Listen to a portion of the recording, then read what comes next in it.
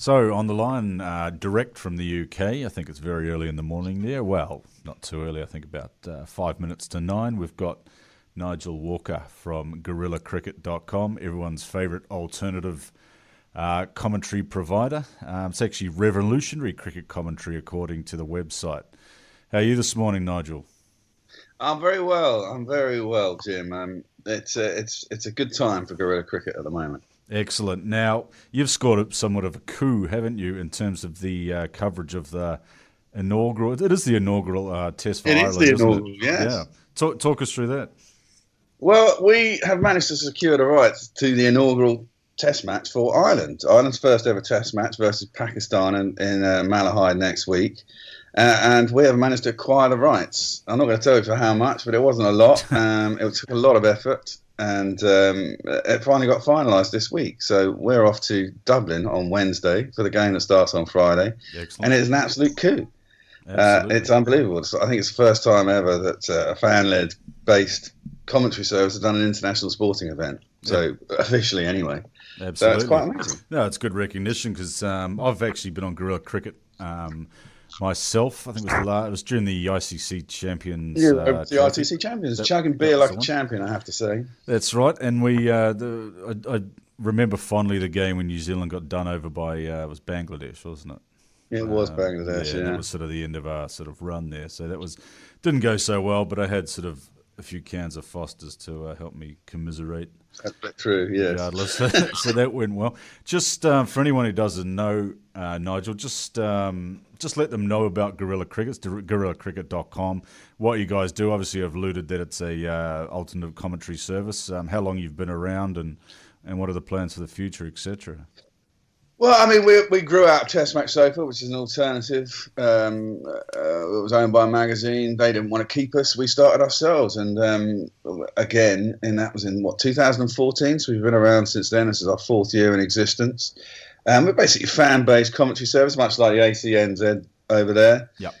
Although I think they're a bit more sort of official than us.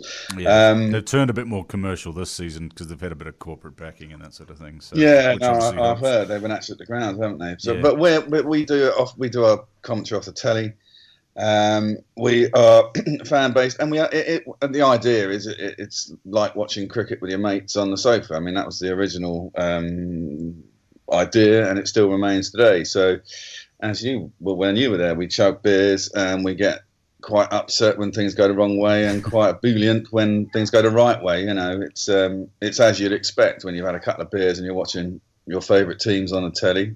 Sure. When things go right, you're all cheering, and when things go wrong, the air can turn quite blue. Put it that way, you know. And that's us in a nutshell. That's right. It does get a bit sort of a bit blue, as you say, from time to time. That usually has something to do with the amount of Foster's being drunk or whatever your tipple is. The Ashes this winter, you can imagine, wasn't. We were up all night, and some of the only way to keep awake is to keep chugging away. But we didn't do very well. So yeah, there were times when things were quite blue. Yeah, fair enough too. Now, the people that commentate on it, it's quite an eclectic mix of, there's a lot of erudite conversation, but then there's guys like me that come on and spout off as well. The guys you get on the shows, a mix of sort of journos or ex-journos and guys that sort of, have a story to tell, know the game, real cricket badges, so to speak.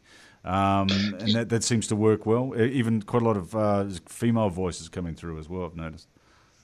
Yeah, well, I mean, we don't have, we're self-funded, so we advertise for people. I mean, we have people that came over from before, but because it's voluntary and we're having to do it during the week and when people at work and stuff, it is kind of like a gigantic roster of cricket nerds, essentially. I mean, I'm an ex-TV sound recordist, Hendo's a journalist, and then we've got people from all sorts of like lawyers down to, students, the whole lot, and a fair few ladies who like their cricket as well. Yep.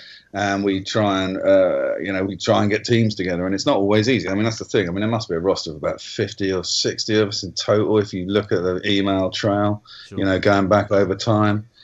And some, it's like for a freelance, for example, might have a contract, can't do anything for us for 6 months, and then's out of work for 3 months and just is on every day sort of thing. Yeah. So it kind of works like that. Except for me and Hendo are kind of boss men. Yeah. and we're pretty much there the whole time. That's right. As I said, interesting sort of cast of characters come through. You've had there was a fellow who did some commentary for you that went on to bigger things, didn't he? Was he on Test Match Special or something like that? Ah, yes, Daniel Norcross. Daniel Norcross, that was his name. I was Mind searching around sure as he was on Test Match Sofa. Test Match Sofa. He has gone on to bigger and better things. I mean, he's now obviously on Test Match Special for the BBC. Yep. And we still remain good friends, and he's still a good lad. I mean, there are other people as well. I mean, you've got to think that in the early days, George DeBell, I mean, he did have his own magazine, but now he's editing at Crick Info. Yep. And also, what's the little Aussie bloke? David Warner. Jared Kimber. He's huge now. He's bloody everywhere. He started off with us, and he was a very different character when he was with us. But that's better said about that, about the better, I suppose. Yeah, fair play. You've been doing much, obviously the Ashes and the New Zealand tour, you had pretty full on sort of winter, as you would call it. You've been doing much of the IPL. I see the IPL, a few IPL games have been popping up as well. Yeah, Knackle, one of our regulars, he's really into the IPL. I'm less so. I mean, you know, we had this discussion when you came over. I mean, short form cricket for me doesn't really knock it, and the IPL I find a bit odd because teams don't often stay the same. So, supporting the same team year after year. I mean, when I watch it, I kind of enjoy it, but it's kind of instantly forgettable. But we are doing some IPL at the weekends. We were trying to do weekends. We did this weekend. We did the previous weekend and the first weekend of the IPL. We won't be doing next weekend because we'll be in Malahide. But we are trying to get as much in because there's a little break over here as well. I mean, the end of the winter tour, which was the longest tour since 1960 something. I mean, it was ridiculous. They were there for almost 6 months, weren't they? Sorry, say again. They were there for almost 6 months or so, weren't they? We worked out that we did something like 53 or 54 overnight nights from sort of midnight through to 8 in the morning. After that. From the 23rd of November to the 2nd of April or whatever it was, it was bloody hard work, and at times I thought I was going a bit crazy. I can't be honest. There were times because what happens is you're awake for it's like doing night work, but you're awake for that short period of time. Then I've got a family, so then as soon as that short period of time is over, I have to flip back to being in normal time, and then 4 days later, other time again. Yep. And I was just mad by the end, I've got to be honest. But it was, it's got to be done. It's got to be done. Sure. Another big summer coming up in English cricket by the looks of things. So you're going to be covering it's India, isn't it? So it's India's we've got Pakistan first. Well, we're going to do Pakistan in Dublin live, obviously, and then we're back to our normal format. And they come back to England for a couple of tests. Then the Australians are coming here for some mandated one-day series. I think that's probably because the warm-up sort of thing, is it? It's a bit early for that, isn't it? It's a year early. And two of their big guns have been banned for a year. What a bit of fun that was. So they're here for 5 ODIs. But I think that's primarily because the World Cup's on as well, and everyone will just be watching football for 3 weeks. And then India come here, which should be a good series. And actually, Virat Kohli's over here. He's decided to play for Surrey, which means he should be. I saw that. Yeah. I hope he'll be a little bit more assimilated because last time he was here, his average was about 13, and it's one place he's never scored runs.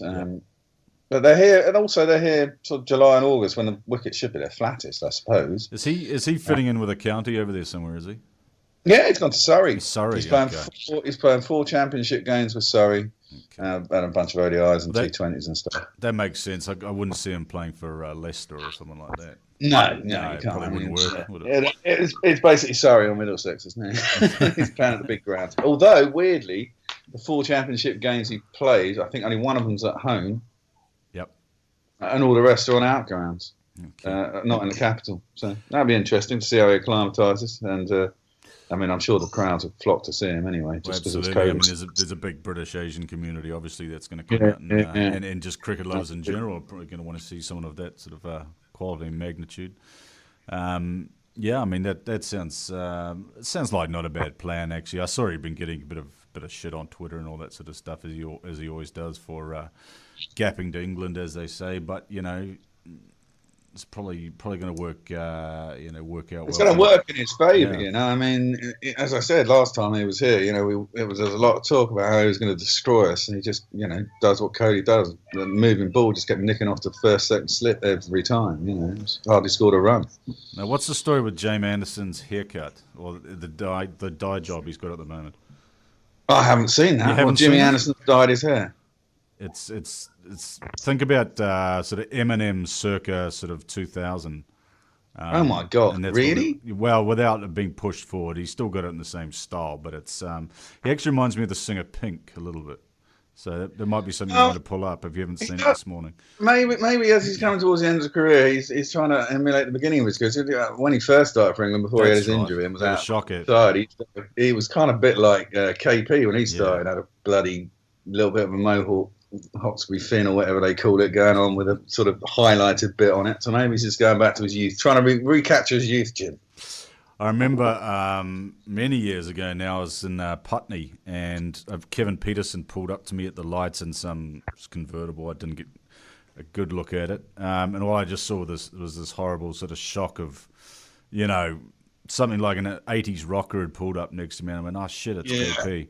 And just he gave me this sort of this look. He was like, hey, I've got, I'm the man. I've got awesome hair. I've got an awesome car. I've got it all. But after that, I was sort of like, yeah, it probably says quite a bit about him.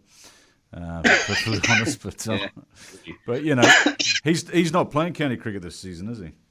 Nah, I think he's just pretty much retired stuff, now, isn't he? He can't even get a berth in the IPL. I mean, I've been saying this for a couple of years. I mean, if you don't, I don't think no matter how talented he was or is, if you're not doing enough practice and you're not playing against the red ball, it's gonna fall away from you. And I think he's come to the end really. He's not playing enough cricket. It's a bit like Chris Gale. I mean, Chris Gale keeps banging on, but he's doing quite well in the IPL this year. Maybe he's stuck his head down, but for a couple of years now, he's kind of got a couple of big scores at the beginning of tournaments and then faded away and not done much else. What's your take on this 100-ball cricket that the ECB in their wisdom has devised for this season? Like a lot of people over here, nonsense, man. I don't understand. I mean, the only thing I can see is they don't want to. They're not trying to ruffle feathers as the county circuit over here. We've got the Blast, which is the T20 competition. Yeah. They clearly want to, bring something in that's the equivalent of the IPL or the Blast or down in Australia or whatever.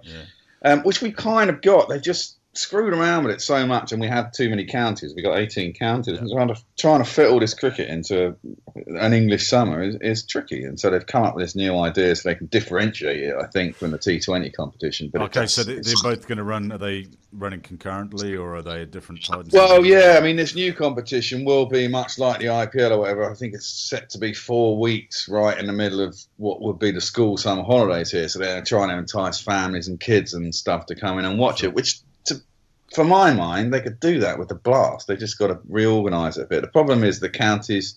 There's 18 counties. They want a 10-team tournament, and that's where everything butts head. I mean, county cricket here, like a lot of places, doesn't make a lot of money, and so they're having to bribe the counties with payments to, make them not have a fuss, as far as I can see, so that they can get their tournament on the ground. But it's adding another layer of cricket and another tournament in an already massively congested series. I mean, they got 50 over competition, they got the T20 competition, this new competition, and now they've and that's all supposed to go over to the county season. So what's happened is you've got the first block of county games is basically April through to mid-May and a little bit beyond, and then the whole decent part where the ground should be fair for batting and pretty competitive in the middle of the summer, from pretty much June through to the end of August, is full of these competitions. Yeah. And then they play the last bit of the county game when the pitches are bowler friendly again at the end of the season. It's a bit unfair. And there's snow on the field. They seem to be pushing further and further into October, don't they? Or late September at least. Yeah, but this is it. I mean, they're squashing. And you want to create. If we want Tests to be the preeminent form of the game, people have got to be able to play long form cricket. And if it's squeezed into the wrong ends of the seasons here, no one. Yeah, I don't know. I don't know how it all works, Jim. I don't know how you fit it all together. But this, with the 100 ball, I haven't really looked too much into it, but are they going to start amalgamating teams to make a shorter competition if it is going to run concurrently with the T20 Blast sort of stuff? Yes, well, that's how it's going to work. Yeah. They're going to have internationals. I don't know if they're going to have an auction system, and that was talked about. I mean, I don't think it's all fully laid out yet, but essentially that's it. And so there'll have to be a certain amount of English players in a side, I imagine. But of course, there's 18 counties, so then they've all got to fit into maybe 6, 7 slots per side, maybe 10 per squad or whatever. Yep. So people are going to lose out. I think they're going to run the T20 Blast competition concurrently at the same time as well. Okay, that's the crazy thing about it. It seems pretty chaotic. I think are they going to start using sort of a few more of these T20 journeymen to fill the spots, or do you think they'll still have? No, I think that's the deal. But I just think they could have been a bit smarter about it. Didn't need to start a new competition. Just think about how they're going to do the T20 competition over here now. Because I mean, at the moment they do it in little blocks, and then you have a sort of finals week or something. I can't remember exactly how it goes. They changed the format. It was a weekend last year, wasn't it, or year before? Didn't they have it? Games it is, but then they kind of compress a whole load of games into weeks. So you have a week of T20, and then you go back to doing something else, and then you have a week of T20. But rather than doing what everyone else does and just say, okay, we're going to take 4 weeks of the season and that's going to be this competition, or 3 weeks is probably what you should do it in, and make it a proper knockout tournament and make it slightly different. I mean, that's the problem with all these tournaments. The IPL, endless games, to get 4 teams out of 10, which is nearly 50%, are going to go through to the playoffs at the end of it anyway. It's it's like the World Cup. It's like the World Cup format for cricket. Just annoys the hell out of me. You have 6 weeks of pointless games, and three meaningful games at the end, or possibly 5 if at the end of the group stage there could be some big gun get dropping out. Yeah. You have to wait 4 weeks before you get there, and for me, that's not what cups and competitions should be. You've got to get the knockout stages, make it more competitive quicker, because that's what people want to see.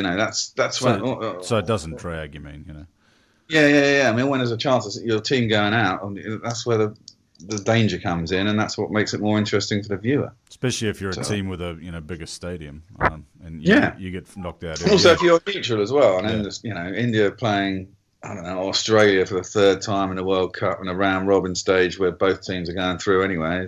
It's just another ODI, isn't it? It doesn't have anything attached to it for me. But, I had a squiz at the World Cup draw that was released a few days ago. Just obviously to map out New Zealand's games, but I'd probably go to some of the big matchups. But it looks like we've got a game with Australia in London. I think it was the Oval. Or was that at Edgbaston? I'll have to have a look again. But, the pools and all that stuff, it seems a bit strange leaving out sort of the minor, so-called minor sides and that sort of stuff. It doesn't feel like a fully inclusive World Cup, to use a sort of buzzword from these days. What's your take on that, sort of creating more, revenue for the big guns, but the lesser nations sort of missing out this time? Well, again, this goes back. I mean, why is cricket shooting itself in the foot? You want to spread the game, don't you? Yeah. And to spread the game, you need to have teams that don't get much coverage into bigger tournaments, so they feel they've got something to aspire to. I think it's absolute madness. Yep. And then this goes back. I mean, the World Cup is an enormously long format. I mean, this is why when you come over to the Champions Trophy, I prefer the Champions Trophy, even though there's only 8 teams in the Champions Trophy. Yep. It's quick, it's done, and you get to the knockout. And there's, that jeopardy comes in very early in the Champions Trophy, and therefore it's exciting. Yep. And then the World Cup needs to be the same. I mean, you look at how football have expanded the World Cup. Next time it's going to be like 40, 45 teams. Yep. So everyone gets a chance to get in there. And so what? The big guys have got a chance of having an upset and going out to a little one. That's the whole point of these competitions, isn't it? You get in there, and you have that jeopardy, and people go, "Oh my God, it's England. We went out to Zimbabwe or something like that." It's depressing as an England person, but for the sport, it's really good. Yeah. And therefore, you need to have. I mean, the last time they had the affiliate run-up, didn't they? They had the 8-team affiliate tournament, and 2 of them got into the main tournament. Because the Irish didn't make it through, did they? No. No, so they'll be pretty pissed off about that, especially being given in the last status. Didn't they run that competition was kind of running into the World Cup, wasn't it, if I remember rightly? It so it was kind of going on just for the 2 weeks before the World Cup started, and at the end of those games is when the other World Cup was starting. I can't remember exactly how it went, but there was 2 more teams last time. They've knocked 2 teams out, and for me, they should have 16 teams in the World Cup. You should have shorter group stages and more bloody knockout games. It's the knockout games that make it entertaining. Because as you say, you get someone who get rolled because if one plays 4 in a 4-pool sort of competition, then you get these sort of results of sort of, well, the West Indies can pretty much lose to anybody, but quite often, England might lose to an Ireland or a Holland or sort of thing. I mean, it's happened before. But that's competitions for you. You can't just make it so that the big guys go through every time because that's what we want on the telly. That's not the point. It's a sporting event, and it has to be a level playing field. And you've got to give these people a shot. That's my view. I think it should be expanded. And if you really want to expand cricket worldwide, I mean, I think they can do it more with the shorter formats. I mean, it's another conversation altogether about where ODI cricket goes now that T20 is around. I mean, if you watch an ODI now, it's all sort of slow motion T20 with a little bit in the middle. And therefore, maybe they think about formats of the game. Because the T20 World Cup is really exciting. I mean, that's another really good, exciting thing. But again, that's only 2.5 weeks, 18 days long or something. These competitions don't have to be long; they have to be exciting. If you get them exciting, they get in people's heads, and if they get in people's heads, then they watch them, and they're going to watch the game. Absolutely. If you bore people to tears for 6 weeks with a decent game at the end, people aren't going to remember it, And it grows the game too because it gets the kids excited, and kids who haven't played before, take up the game and all that sort of thing. Because there's going to be a huge summer 2019 in the UK actually, with because you've got the Ashes straight after as well. Ashes straight after that. Another Ashes, yeah. But I mean, that's the way it goes now, isn't it? With Australia, because the summer winter thing, we wait 2.5 years to go to Wales, and they wait 1.5 years to come to us. So, and hopefully we'll get them back. You know what? The annoying thing is that Piggy Smith will probably come and get a county contract, won't he? Because he can't play cricket for a year, and him and bloody Warner will probably be playing somewhere in England and get used to the moving ball, much like Kohli will this year, and it'll be depressing. I hope not, but he might have to play minor counties or in the Middlesex League or something like that. I'm not sure. Yeah. Whatever, if they can get their heads down, I suppose they might well do. Absolutely. We'll see. Oh, well, that's good. It's been good speaking with you. Thanks for coming on, honeybadgercricket.com.